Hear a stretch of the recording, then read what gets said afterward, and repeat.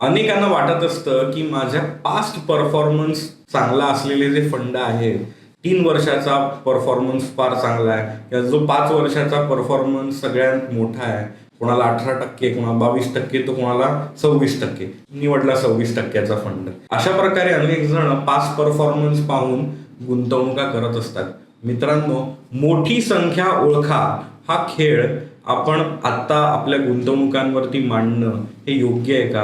गुंतवणुकांमध्ये घडून गेलेला जो इतिहास आहे, त्या इतिहासाच्या मागे अनेक गोष्टी असतात. म्हणजे त्या काळामध्ये जर तो एखादा सेक्टर फंड असेल, त्या सेक्टरने दिलेला परफॉर्मन्स खूप मोठा असतो. उदाहरणार्थ कोविड काळामध्ये जर तुम्ही पाहाल तर तो पास्ट परफॉर्मन्स बघून जे 2021-22 नंतर टेक्नॉलॉजी फंडांमध्ये आले, गेली 3-4 वर्ष त्यांनी गुंतवणुका त्या फंडांमध्ये करून देखील त्यांना रिटर्न ऑन इन्व्हेस्टमेंट मिळालेला नाही आहे. त्यांचे पोर्टफोलिओ हे 15-15, 20-20% खालती आहेत. हे का होतं? तर लक्षात घ्या, तुम्ही पास्ट परफॉर्मन्स बघून जर गुंतवणुका कराल तर हे गुंतवणुकांचं धोरण आपलं चुकू शकतं.